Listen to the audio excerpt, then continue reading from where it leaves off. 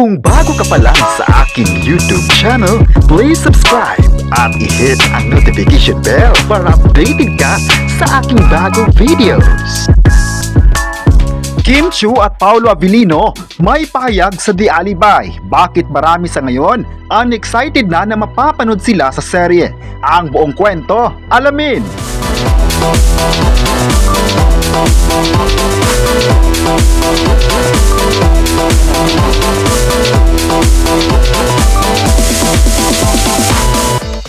July 9, 2025 is bolder sa pasabog ng The Alibay. Litas na ngayon na masaya sina Kim Chiu at Paolo Avellino sa ginagawa nilang serye sa ABS-CBN na The Alibay. Hindi naman kasi natitingga ang dalawang kapamilya stars na naging kapamilya. Taon-taon ay may nakalinya talaga silang mga proyekto na bagay na nagustuhan ng mga fani ito. Masaya ang dalawang sikat na artista ng ABS-CBN dahil malapit na ngang mapapanood ng mga viewers ang bago nilang handog na serye sa lahat. Samantala, naging usap-usapan din ngayon ang naging reaksyon ng isang netizen kung saan umalma sa pagiging best love team ng Kim Pao sa kakatapos lang ng recognition na 53rd Entertainment Awards. Ayon sa isang netizen, hindi lang bagay na tatawagin ng Kim Pao bilang love team of the year, kundi dapat silang parangalan ng best actor at best actress sa henerasyon ngayon. Ang pagiging love team sa bansa natin ay isa lamang mentality ng Pinoy at isang simpleng bagay. Dapat bigyan raw sila ng magagandang award kung saan magaling naman ito sa larangan ng film at serye. Hindi sapat na tatawagin lang sila bilang best tambalan ng bansa dahil deserve nila ng malalaking recognition. Dahil din sa reaction ng fan ay marami nga ang sumang-ayon nito. Ayon pa ng mga netizen, tama naman raw na deserve ni na Kim Chiu at Paolo Avellino ng best actor at best actress dahil hindi naman talaga matatawaran ang husay at galing nila sa pagbubuo ng kanilang karakter sa kahit anumang proyekto. May mga netizen naman na nagsabing ang fandom ng Kim Pao ay mas lumaki pa at patuloy na umarangkada ang number of fans nito sa social media.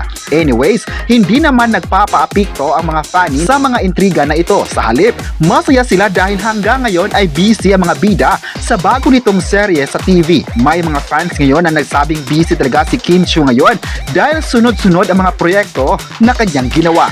Busy din si Kim Chiu sa out-of-town shows kung saan sa July 11 ay sa Bislig ito sa Mindanao ayon sa isang source. Ibig sabihin lang nito ay isang bankable artist si Kim Chiu at bagay na susuportahan ito ng mga tao. Dahil din sa sunod-sunod na proyekto ni Kim Chiu at Paolo Avellino, marami sa ngayon nagdarasal ng magandang pangangatawan nila. Nagdarasal talaga ang mga fani na sana magiging positive sila sa mga desisyon na kanilang ginawa. Isa kasi sa mga magagandang nagawa ng Kim Pao sa ngayon ay ang pagkakaroon ng The Alibay serye. Malalang pinagpiyastahan din online ang naging buhok ni Kim Chiu sa serye at nagkaroon pa ito ng tanong ng netizens. Ayon pa nila, grabe raw si Kim Chiu dahil nakuha pa nitong putulin ang buhok para lang sa isang project. Pero ayon sa naging pahayag ni Kim Chiu noon, gagawin raw niya ang magbibigay tama sa isang karakter. Ang karakter naman ni Stella Marie ay isang tahimik pero palaban na babae na bagay na dapat abangan ng mga viewers. May nagsabi pa na iikot naman ang production team sa next location para ipagpapatuloy ang kwentong nasimulan nila. Marami din sa mga fans, lalong-lalo na ang mga Kim Paolandia na pumila talaga para manood ng mga eksena at sinabing isang malaking pagbabago talaga sa karakter ni Kim Chiu ang bago nitong serye. Kakaiba nga sa dati niyang nagawa. Alam ng mga fans na kapag maipapalabas na sa TV ay tiyak bibilib ang mga viewers sa dalawang kapamilya stars. May mga ginawa si Kim Chiu sa eksena na ngayon pa lang ito mapapanood ng mga viewers.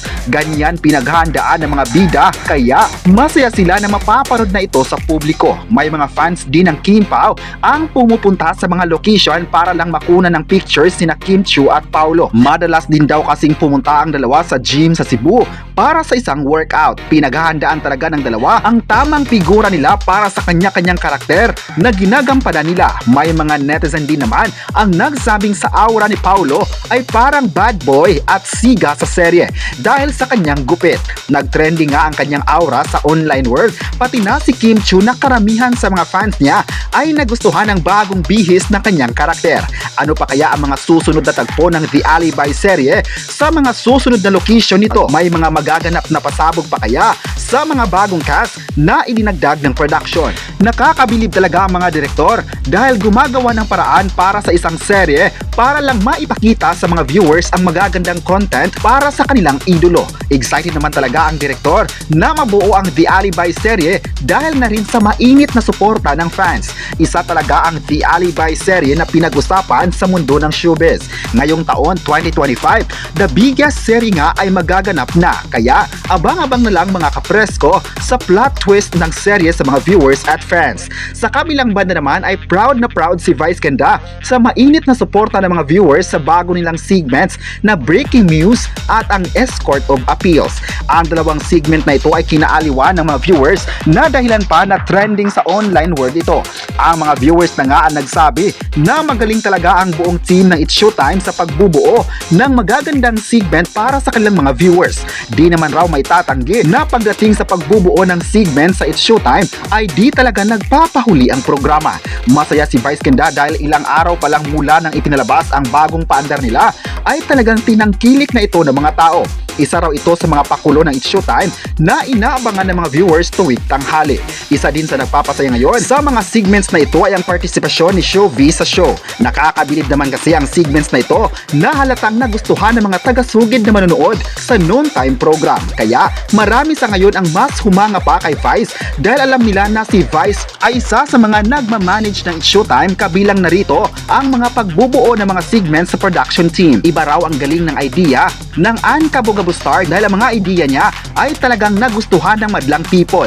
Marami nga sa ngayon ang sabing magtatagal pa ang It's Showtime sa entertainment industry dahil na rin sa positibong komento na nakuha nito mula sa mga viewers. Hindi naman raw mapapantayan ang galing ng programa dahil na rin sa mga bagong paandar ng show at matataas na commercial loads nito.